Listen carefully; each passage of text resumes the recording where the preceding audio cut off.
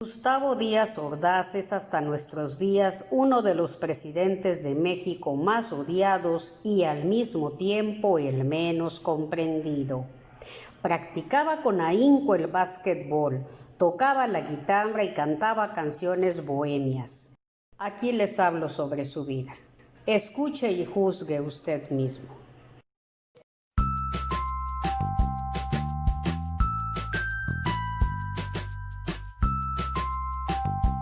Nació con la Revolución Mexicana en 1911 en San Andrés Chalchicomula, Puebla.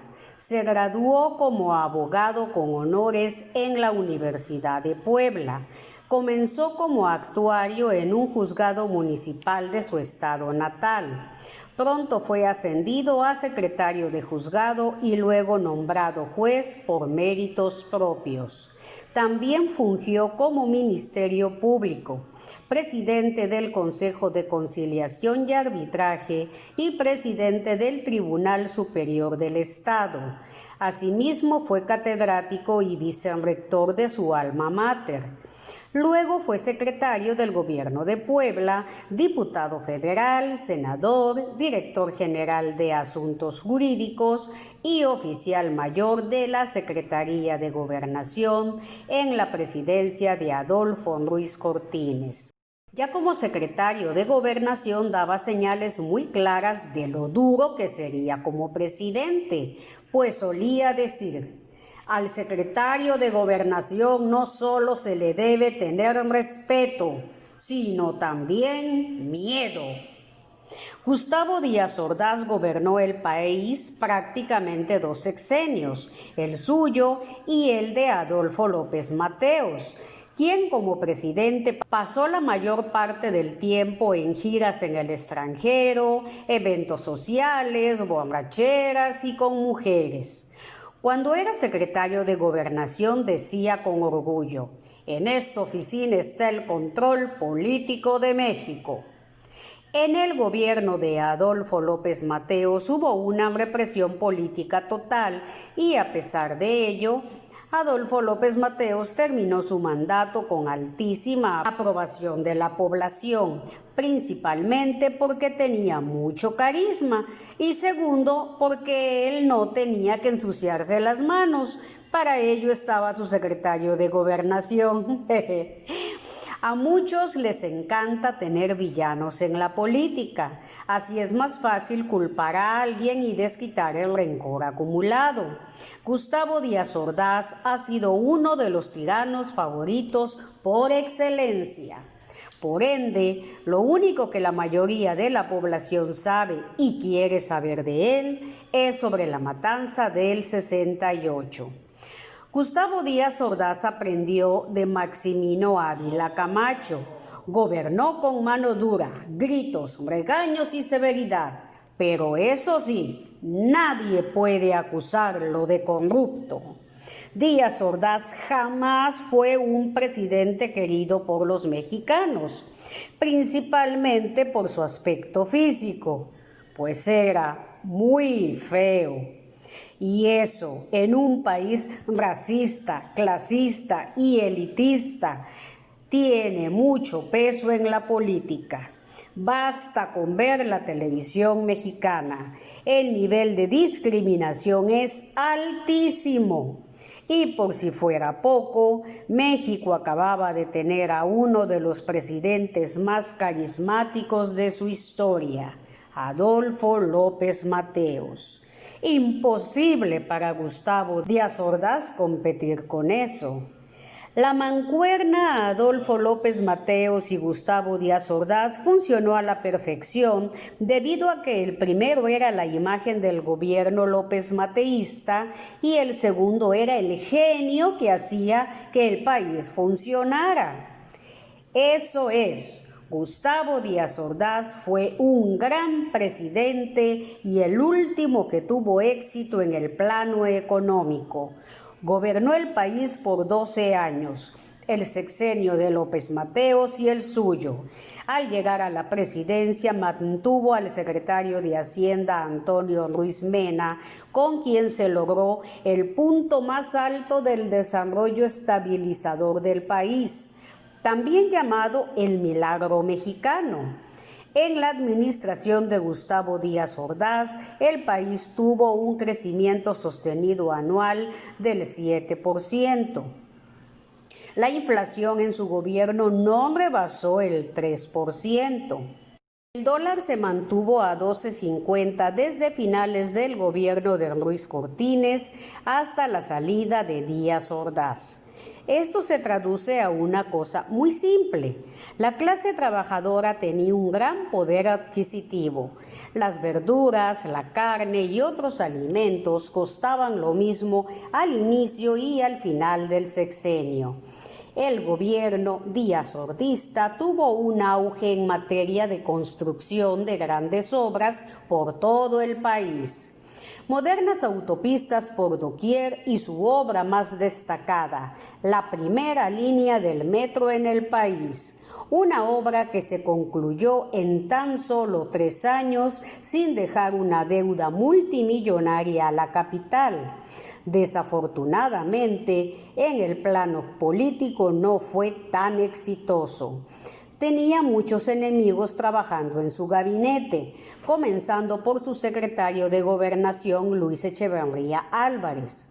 Gustavo Díaz Ordaz tenía un estupendo sentido del humor. Como candidato presidencial tuvo una comida con reporteros de la prensa extranjera.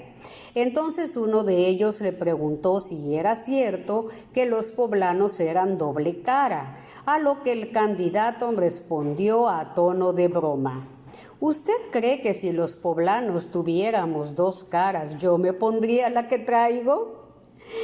También en la campaña presidencial visitó Tehuacán, Puebla, y al entrar se topó con un enorme letrero en el que se leía: Tehuacán con Díaz Ordaz, a lo que el candidato exclamó: eso debe saber espantoso. En la presidencia fue a una gira de trabajo al estado de Veracruz, donde gobernaba Fernando López Arias, quien tenía la cara chueca, y en esos días había llovido sin parar. López Arias fue a recibir al presidente hasta la escalera del avión con un paraguas y le dijo: ¡qué feos están estos días! A lo que Díaz Ordaz respondió: pues no me irá usted a decir que los López están muy bonitos. Bueno, pero en la plaza pública en los discursos presidenciales era extremadamente serio. Su amor a la patria era tal que tenía esta frase como tarjeta de presentación: por los hijos la vida, por la patria los hijos. ¡Ah, caray! En su discurso de toma de protesta, Gustavo Díaz Ordaz dijo: conservar la estabilidad económica y la tranquilidad política es más difícil que haberlas conquistado. Él estaba seguro de que para mantener esa estabilidad tenía que gobernar con mano dura. Como secretario de Gobernación en el sexenio de López Mateos, Díaz Ordaz reprimió sin pestañear la disidencia sindical organizada por el Partido Comunista Mexicano y por el Partido Obrero Campesino de México, entre ferrocarrileros y maestros, movilizaciones de clase media, la rebelión de organizaciones empresariales y católicas, el grupo guerrillero que encabezaba Rubén Jaramillo en el estado de Morelos, un conato de insurrección armada en Guajuapan de León organizada por un exoficial del ejército que decía actuar en nombre de Dios, entre otros conflictos menores. Una de sus mayores pesadillas como secretario de Gobernación fue el surgimiento del Movimiento de Liberación Nacional en 1961, liderada por el expresidente Lázaro Cárdenas. Sí, el mismísimo Tata Cárdenas se había declarado abiertamente a favor de la revolución cubana de Fidel Castro y en contra del gobierno de Adolfo López Mateos. La inconformidad de Lázaro Cárdenas surgió con la política de unidad nacional de Manuel Ávila Camacho para combatir la polarización social que había a finales del gobierno cardenista. Es decir que, para lograr la estabilidad del país, Ávila Camacho abandonó el proyecto cardenista y lo sustituyó por un nuevo tipo de modernización económica.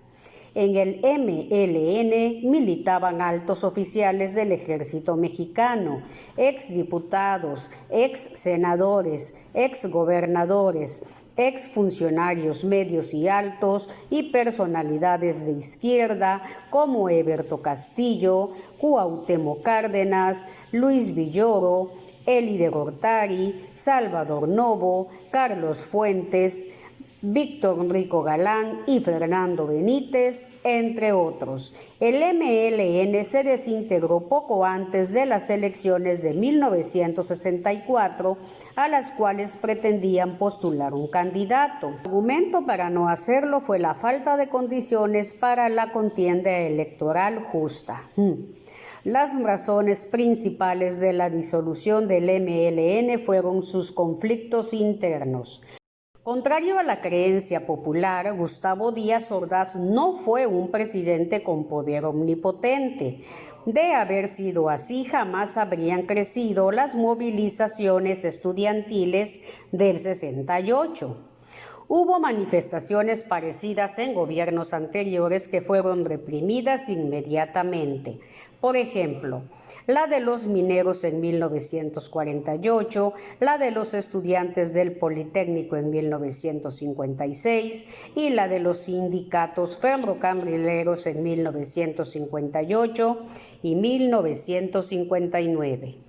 El gran dilema en el sexenio de Gustavo Díaz Ordaz era elegir entre reformar el sistema o reforzar los mecanismos de control político.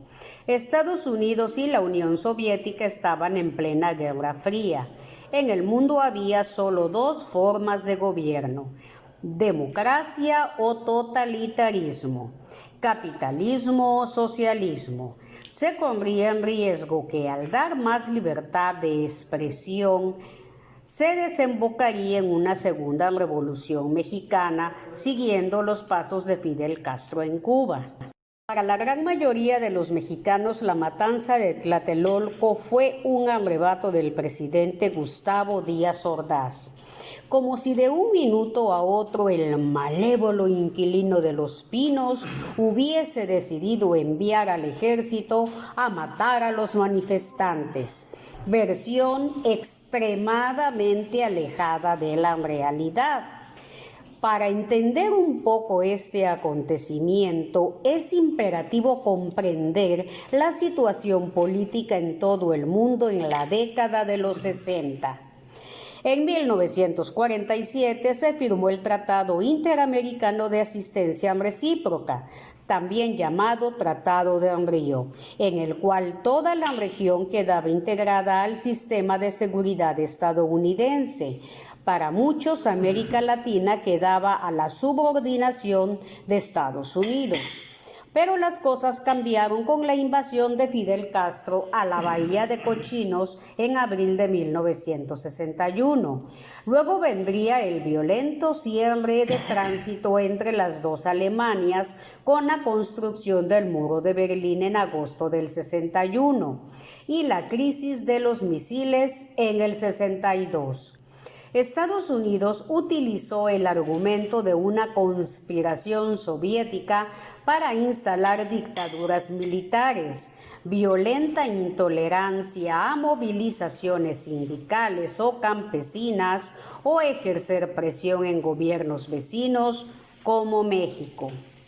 Para colmo, en 1960, en un encuentro con periodistas, se le preguntó al presidente Adolfo López Mateos cuál era la posición ideológica de su gobierno y éste respondió a la ligera: dentro de la Constitución mi gobierno es de extrema izquierda.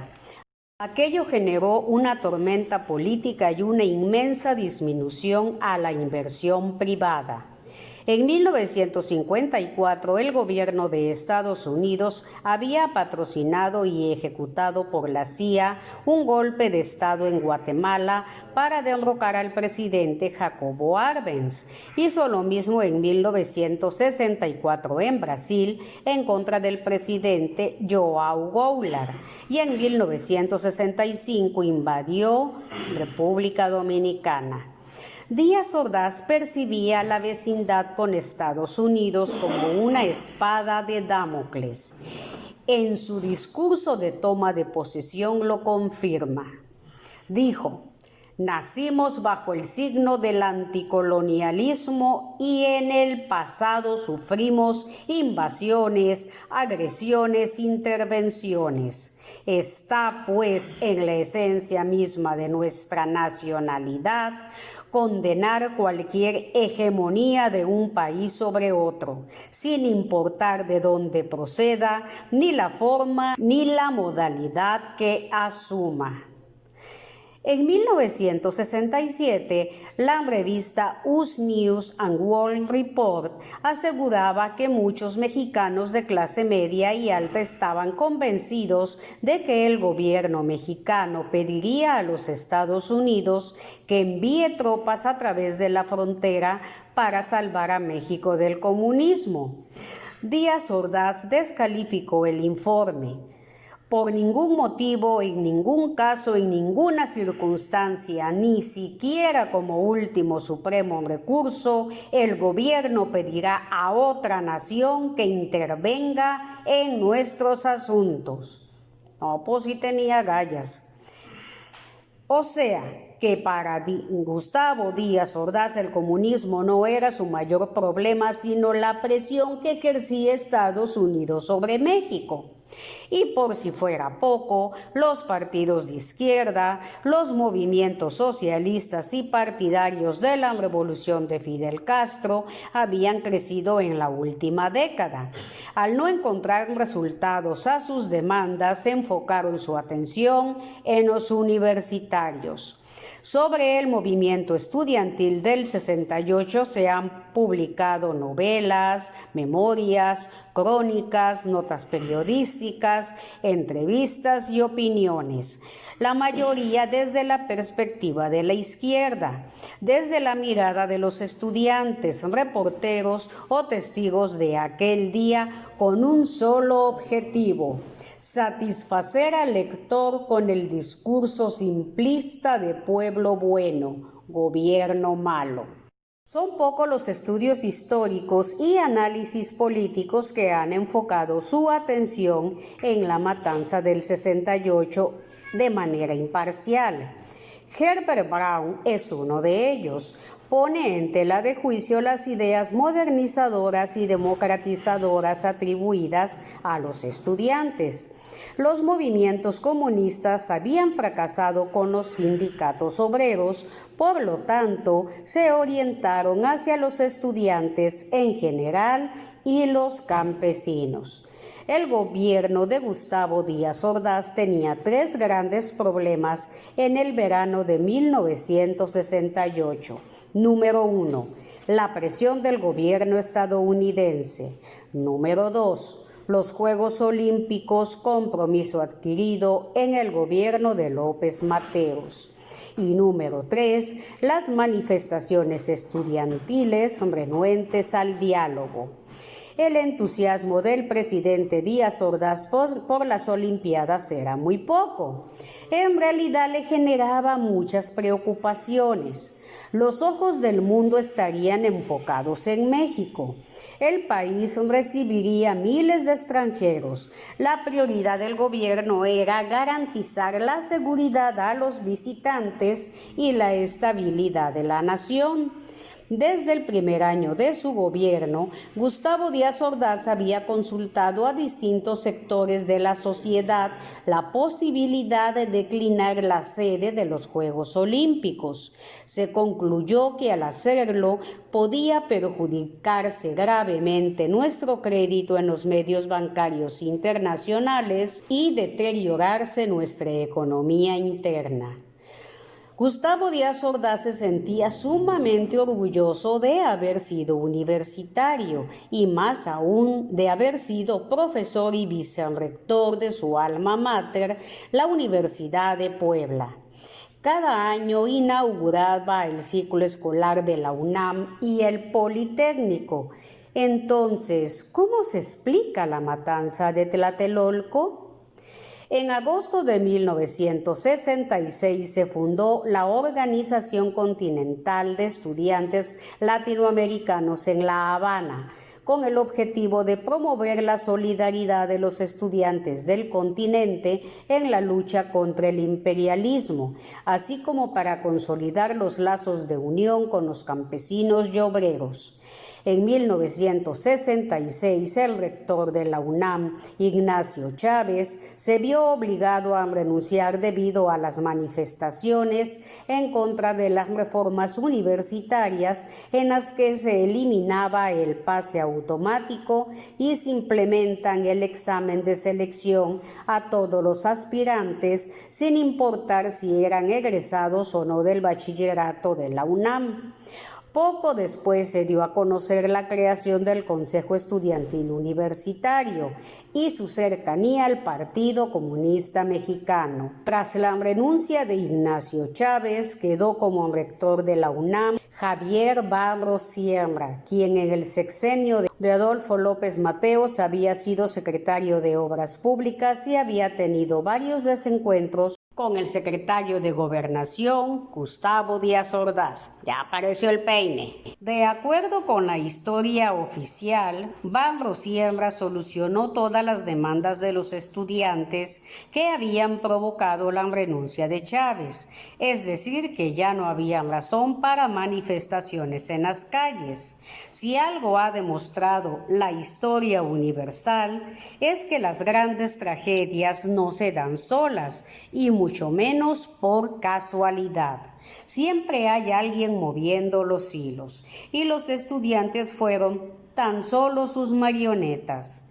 El 22 de julio de 1968, los alumnos de la Vocacional 2 del Instituto Politécnico Nacional y la Preparatoria 1 de la UNAM comenzaron un pleito callejero tras un partido de fútbol.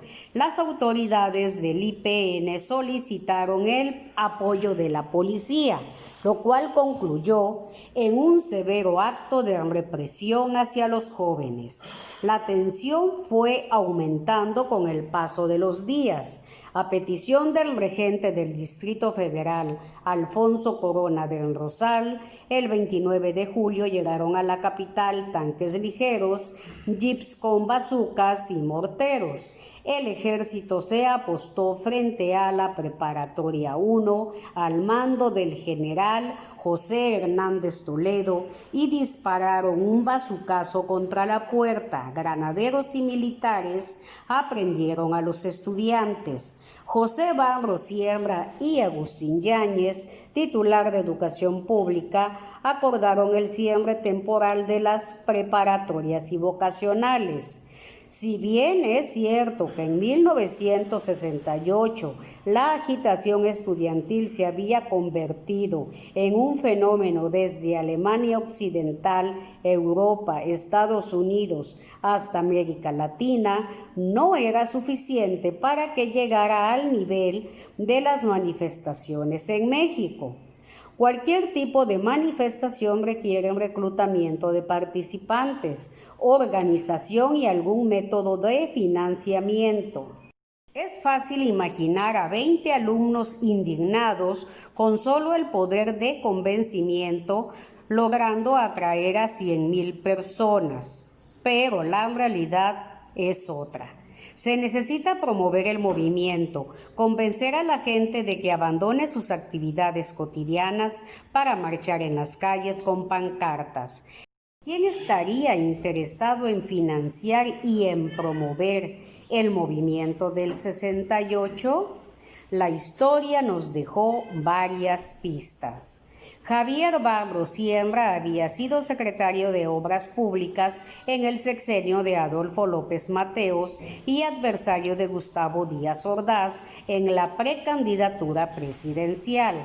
Por otro lado, después del bazucazo en la Preparatoria 1, el rector tenía dos opciones: calmar a los estudiantes o apoyarlos, lo cual implicaba declararle la guerra a la presidencia de la República. Y lo hizo. Alimentó el conflicto con un objetivo: quitar a Luis Echeverría de la candidatura presidencial y lanzar al precandidato de los universitarios, Emilio Martínez Manatiu, secretario de la presidencia. El error de Javier Barros fue no medir las consecuencias. Díaz Ordaz se encontraba en gira de trabajo el día del bazucazo a la Preparatoria 1. La orden la había dado Luis Echeverría a Alfonso Corona del Rosal y al secretario de la Defensa. Es decir, que Echeverría había mordido el anzuelo. Pero la verdad es que Echeverría había infiltrado gente al movimiento, inyectado dinero y proporcionado armas para que éste creciera, se saliera de control, se hiciera violento y a su vez se convirtiera en un conflicto nacional. Al mismo tiempo, también lograba que el presidente Díaz Ordaz encontrara en su secretario de Gobernación a un funcionario leal y eficiente, capaz de mantener la estabilidad del país ante la inauguración de los Juegos Olímpicos. El 2 de octubre de 1968 se llevó a cabo la matanza de estudiantes en la Plaza de las Tres Culturas por órdenes del secretario de Gobernación Luis Echeverría Álvarez. Documentos del director de Inteligencia e Investigación del Departamento de Estado de los Estados Unidos, Thomas L. Hughes, confirman la manipulación de Luis Echeverría en el movimiento y su autoría en la matanza del 68. Asimismo, el 18 de octubre de 2006, la CIA liberó documentos clasificados del 68 en los cuales se revelaba que Luis Echeverría Álvarez era agente de la Agencia Central de Inteligencia de los Estados Unidos, que su nombre clave era Litempo 14 y que había sido reclutado por Winston Scott, jefe de la CIA en México entre 1956 y 1969. En todo ese tiempo, Lea le proporcionó información clasificada del gobierno de Gustavo Díaz Ordaz a la CIA. Los documentos desclasificados también revelaron que Luis Echeverría falseó información a la CIA sobre el movimiento estudiantil, asegurando que estaba siendo manipulado por comunistas y agentes extranjeros. Irma Serrano, quien fuera la amante de Díaz Ordaz, prácticamente todo el sexenio, narró en sus memorias: Gustavo vivía en mi casa. Por eso puedo constatar que ese día había ido a visitar 4 pueblos incomunicados de Jalisco y cuando volvió el 3 de octubre azotaba las puertas y cuando localizó a Echeverría, que no quería darle la cara, lo llenó de injuria y le gritó: ¡asesino! Recuerdo muy bien una conversación que tuvo con Echeverría días antes de marcharse a Guadalajara. Ordenaba que bajo ningún motivo se tocara a los estudiantes. El responsable fue el gusano que dictó las órdenes precisas. Y se le pasó la mano. Díaz Ordaz se echó toda la responsabilidad a cuestas porque así era su carácter, orgulloso a cual más. El 1 de septiembre del 69, al rendir su 5º informe de gobierno, Díaz Ordaz dijo: Asumo íntegramente la responsabilidad personal, ética, social, jurídica, política e histórica por las decisiones del gobierno federal del año pasado. Gustavo Díaz Ordaz fue el último gran presidente de México. Gracias a él se alcanzó el estatus económico más alto y la deuda externa más baja de la historia. Con Echeverría y López Portillo se disparó a 80,000 millones de dólares.